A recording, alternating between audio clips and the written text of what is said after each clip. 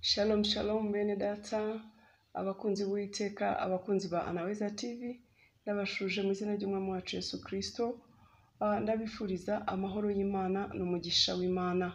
Uyu ni wa mwanya wacu mwiza rero cyane wo kuganira ku ijambo ry'Imana. Ndabizi neza ko mwari mukumva ijambo ry'Imana, muri nyotewe kandi muri sonzeye, kuko mukunda ijambo ry'Imana. Kandi reka murikunde kuko ijambo ry'Imana ni umutsima w'ubugingo. Muhabwe rero umugisha kubwo gukunda Imana, kubwo gukunda ijambo ryayo, kubwo kuyishakana umwete. Ndagira ngo mbabwire ngo umuhati wanyu ntabwo ari ubusa ku mwami. Haleluya. Uwiteka abagure kandi abagwize mu buryo bwose mu izina rya Yesu. Tugiye rero kuganira ku ijambo ry'Imana. Mufate Bibiliya zanyu hafi aho tuganire ku ijambo ry'Imana. Ariko reka dutangize isengesho. Mwami Imana, turagushimiye, turaguhimbaje data, tugushyize hejuru, tuguhaye icyubahiro, tugushimiye kurinda kwawe kwiza mwami. Ye n'abakunzi ba Naweza waraturinze, watugiriye neza, wabaye mu ruhande rwacu. Umwe wese yagiye akubona mu rwe ruhande mwami, kubera yuko uri Imana ibera hose icyarimwe. Tugushimiye data mwiza ko waduhaye kujya twumva ijambo ryawe binyuze kuri uru rubuga rwa Anaweza TV. Bana natwe rero muri umwanya mwiza tujye kuganira ku ijambo ry'Imana. Udusobanurire, utwigishe, uduhugure, utwubake mwami, kandi usenye ibyo gusenya mu mitima yacu, kugira ngo dutunganizwe rwose mwami Imana, kuba abizera bashyitse bakwiriye, kandi mu gihe gikwiriye tuzabashe kubona umwami Imana. Imbaraga zawe nizibe ku bugingo bwacu, kandi udushoboze muri byose mwami. Uduhe amaso yo kubona, uduhe imitima isobanukirwa kandi yakira, imenya ijambo ryawe kandi ikaryubaha. Udushoboze mwami, kuko hari igihe ibyo dushaka atari byo dukora. Kubera rero yuko turi abanyantege nkeya, ntabwo twabibasha ku bwacu. Niyo mpamvu tugutumiye tugusaba ngo ujye ubana natwe muri byose, kugira ngo iyi nzira y'agakiza twatangiye mwami tuzasohore amahoro, tuzabe natwe muri bwa bwami, tuzabe muri bya byicaro byiza mwami wacu Yesu yagiye kudutegurira. Urakoze mwami Imana ko uje kubana natwe no kutugirira neza, mu izina rya Kristo Yesu, amen amen. Haleluya. Abakunzi ba Naweza rero tujye kuganira ku ijambo rivuga ngo niwemera kuyoborwa n'Imana nibwo uzahirwa muri byose. Haleluya. Niwemera kuyoborwa n'Imana nibwo uzahirwa muri byose. Impamvu niwemera kuyoborwa n'Imana uzahirwa muri byose, uzaba wiyemeje kugendera mu nzira z'Imana. Niwemera kuyoborwa nayo, ubwo ni ukuvuga uzayumvira, ukora ibyo Imana ishaka, ugendere mu nzira zayo, unezeze umutima wayo. Hanyuma rero ibyo bizatuma nayo iguha guhirwa. Haleluya. Mu yandi magambo, birakwiriye ko tuyoborwa n'Imana, kubera yuko Imana niyo izi inzira zidukwiriye, Imana niyo izi ibyadutunganira, Imana niyo izi ibyiza. Naho twebwe iyo dukoresheje ubwenge bwacu turagabanirijwe, ntacyo dushoboye ku bwacu. Ariko iyo twemereye Imana ikatuyobora, iduha imbaraga zo gukora ibintu mu buryo bukwiriye, iduha ubwenge n'ubuhanga, tugakora ibintu mu buryo bukwiriye. Hanyuma rero tukagera ku ntego Imana idushakaho. Ibyo rero bituma duhirwa, kubera yuko tuba tutari buhushe intego y'Imana mu buzima bwacu, kuko twemeye ko ariyo itubanziriza imbere, ko ariyo ituyobora. Ibyo bigatuma tudahuzagurika mu byo dukora, bigatuma Imana iba umujyanama wacu, kubera ko tuba twayemereye, twayitumiye, twayihaye rugari mu buzima bwacu, twayibwiye ngo mwami tegeka uyobore. Turemeye kuyoborwa nawe, turemeye kukumvira, nayo ikadufata ukuboko rero ikatujya imbere, tugahirwa kandi tukabona ineza y'Imana muri byose. Haleluya. Bivuze rero ngo mwene data, niba ushaka guhirwa no kubona ineza y'Imana, yemerera ikuyobore, yemerera igutegeke, yemerera kujya imbere.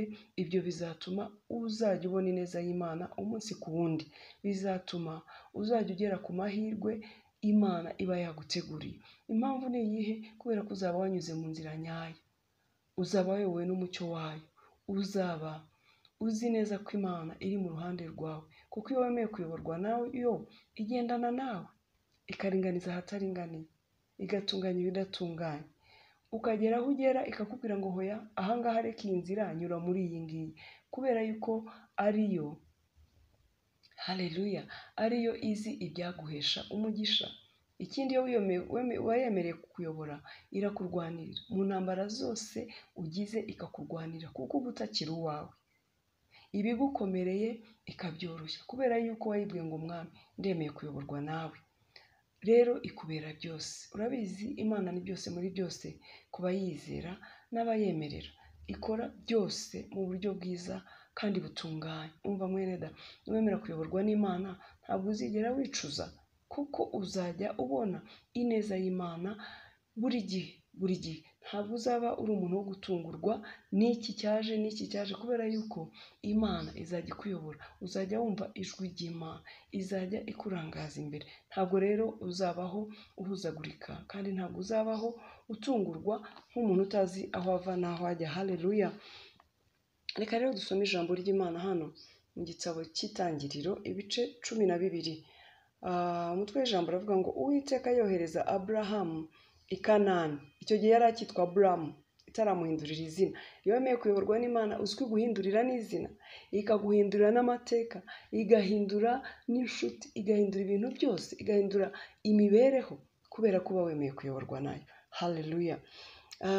Reka rero dusome guhera ku murongo waho wa mbere, igice cya 12 cy'Itangiriro guhera ku murongo wa mbere, ngo Uwiteka ategeka Aburamu ati va mu gihugu cyanyu, usige umuryango wanyu n'inzu ya so, ujye mu gihugu, haleluya, ujye mu gihugu nzakwereka. Nzaguhindura ubwoko bukomeye, nzaguha umugisha, nzogeza izina ryawe, uzaba umugisha, kandi nzaha umugisha abakwifuriza umugisha, kandi uzakuvuma nzamuvuma, kandi muri wowe nimo imiryango yose yo mu isi izahererwa umugisha. Haleluya.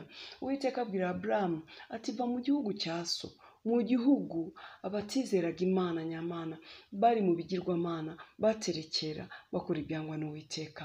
Imana ireba Aburamu, ibona yuko azavamo ubwoko bukomeye, ibona yuko ari umuntu ukwiriye kugendana n'Imana, bigatuma azahindura n'amateka ya se, izahindura n'amateka y'umuryango wabo inyuze muri we. Haleluya.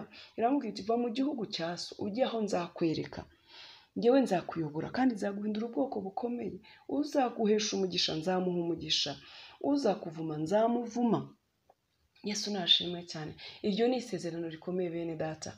Ni ukuvuga ngo iyo twumviye Imana tukagendana n'Imana, abatwifuriza umugisha bahabwa umugisha, abatuvuma baravumwa, kuko tuba turi ubwoko bw'Imana, turi mu ruhande Uwiteka dushakamo, tugendana n'Imana. Iramubwira iti uzaguhesha umugisha nzamuha umugisha, uzakuvuma nawe yitegure ko nzamuvuma, kuko ubwo azaba ari jye warwanya. Haleluya. Iyo tugendanye n'Imana itubera amaso, ikaturwanirira muri byose, ikaturengera muri byose. Impamvu ni iyihe? Nuko tuba tutakiyobora, tuba twarayiyeguriye. Haleluya. Niba rero mubizi abasomyi ba Bibiliya, Aburahamu amaze kwemerera Imana, icyo gihe yari akitwa Aburamu, akagendana n'Imana, Imana iramujyana, iramuyobora. Yesu nashimwe cyane. Yumvira Imana, atura aho Imana ishaka, akora ibyo Imana ishaka, agendera mu nzira Imana imushakamo. Iherezo rye ryabaye ryiza, kubera yuko yabaye sekuruza w'amahanga. Umugore we Sara yabaye nyirakuruza w'amahanga, kubera ko bagendanye n'Imana, bumvira Imana, ibakuraho karande, ibakuraho imyuka mibi, ibakura mu bigirwamana by'iwabo. Bari ingumba kumara iyo myaka yose, babitewe n'ibyo bagenderagamo, n'imihango yabo ya gipagani. Ariko bamaze kwizera Imana, imaze kubatunganya, imaze kubagirira neza, imaze kubageza ku rugero rukwiriye, imaze kubashoboza kwizera gukwiriye. Muzi ko Aburahamu ari we sekuruza w'abizera bose, yizeraga Imana mu buryo bukomeye. Imana imaze kumuhindurira amateka, imuhindurira n'izina. Ikindi, ihindura izina ry'umugore we. Irangije imuha umugisha. Imana yamubwira ngo nzogeza izina ryawe. Haleluya. Mu by'umugisha Aburahamu, nzaguha umugisha kuko wanyizeye, wanyumviye, wanyubashye. Imana yahaye Aburahamu umugisha. Mu bakire babaho, Aburahamu yabaye umukire kubwo kwizera Imana. Na nyuma yo guhindurirwa izina, amateka yarahinduka. Yesu ashimwe cyane. Mu bakire aba umukire, agwiza ubukire. Atinda kubyara, akajya yibwira ngo ariko ngo ubutunzi bwanjye buzamarira iki ko ndi ingumba ntabyara. Imana imugirira neza, no kubyara arabyara. Haleluya. abyara umwana mwiza wubaha Imana witwa Isaka, arangije aba umutunzi utungisha n'abandi. Muzi neza ko abifurizaga Aburahamu umugisha nabo bahawe umugisha, abifatanije nawe nabo bahawe umugisha. Ngira ngo murabizi ko Loti yamukurikiye, nawe yahawe umugisha kubwo komatana na Aburahamu. Yesu ashimwe cyane. Bivuze bene data ngo iyo twumviye Imana iduhindurira amateka, igahindura igakura mu mwanya wacu, mu buzima bwacu, ibintu byose bidafite umumaro, inshuti zidafite umumaro Imana ikadutandukanya nazo, ubuzima budafite umumaro budahesha Imana icyubahiro Imana ikabudukuramo, Imana ikagura imbago, Imana ikaduha umugisha, ibitekerezo byacu Imana ikabiha umugisha, imibiri yacu Imana ikayiha ubuzima bwiza buzira umuze kugira ngo tubashe kuyikorera turi bazima. Haleluya. Ikindi, Imana ibwira Aburahamu ngo nzogeza izina ryawe, kandi mu bijyanye n'umugisha rwose nzaguha umugisha, nzakugwiza. Nk'umusenyi Imana yagwije Aburahamu, Imana yaguye Aburahamu, Imana yagiriye neza Aburahamu, iramwagura, iramwogeza, iramukomeza, imuha gukomera mu buryo bw'ubutunzi, mu buryo bw'imbaraga, imuha gukomera mu buryo bwo kwizera no kubaha Imana no gukorera Imana no kugendana n'Imana kuko yumviye Imana. Haleluya. Mwene data, niba ushaka kugwira, niba ushaka kwaguka, niba ushaka kwamamara, niba ushaka gukoreshwa iby'ubutwari, niba ushaka guhabwa agaciro ndetse n'icyubahiro muri iyi si, mu bakomeye uzitwa ukomeye nuramuka wemeye kugendana n'Imana, ukayoborwa nayo, ukayumvira. Mu batunzi bahabwa umugisha mu buryo bw'ubutunzi bw'iyi si, mu mafaranga, mu mitungo, mu gutunga amatungo yororoka, mu mirima uzabona umugisha, mu mirima ubona umugisha, mu matungo ubona umugisha, mu rubyaro ubona umugisha w'icyubahiro, dore ko tugishakisha muri iyi si. Nuramuka wemeye kugendana n'Imana kandi ukayumvira, ibyo byose uzabibona. Haleluya. Uzahirwa mu majya no mu maza, uburinzi bw'Imana buzakubaho igikubera amaso ku manywa na nijoro nuramuka wemeye kugendana nayo. Kandi reka nkubwire, izagukoresha ibyo abandi bananiwe niwemerera Imana ukagendana nayo, izagukoresha ibyo abandi bananiwe. Uzaba intwari kubera yuko hari umugabo w'intwari uzaba uri muri wowe, hari umugabo w'intwari uzaba uyobora intambwe z'ibirenge byawe, hari umugabo w'intwari uzaba ari we mujyanama wawe. Icyo gihe rero mwene data uzabasha gukora ibyo abandi badashobora. Haleluya. Umugabo witwa Danieli, kubera ko yubahaga Imana akagendana n'Imana akayoborwa n'Imana, ngo yari mu mwuka mwiza w'Imana, ngo akajya ahangura ibyananiye abandi. Ni ukuvuga ibyananiye abandi we akabishobora kubera yuko yari mu mwuka w'Imana. Abandi bakarota inzozi zikayoberana, bakumva ubuhanuzi bakayoberwa kubusobanura, mbega bikabananira, ariko Danieli akabishobora kuko Imana ikomeye yari muri we kandi yaremeye kubaha Imana, yirinda ikibi n'igisa nacyo. Umugabo witwa Yosefu turamuzi. Abo ni abagabo bagiye bumvira Imana bakagendana n'Imana, bakihanganira kunyura mu bikomeye kubera kubaha Imana, ariko Imana nabo yo yagiye ibubahisha kandi bakoresha iby'ubutwari byananiye abandi. Ngira ngo murabizi ko Yosefu yaje kuba umuntu ukomeye muri kiriya gihugu cya Egiputa kuko yumviye Imana akihangana inzira zikomeye yanyuragamo. Yashoje abonye ineza y'Imana kandi abaye umuntu ukomeye mu muryango wa se, nubwo baje kumugirira nabi. Hariho igihe wemereye Imana ugashaka kugendana nayo ukayumvira, uhura n'ibikomeye.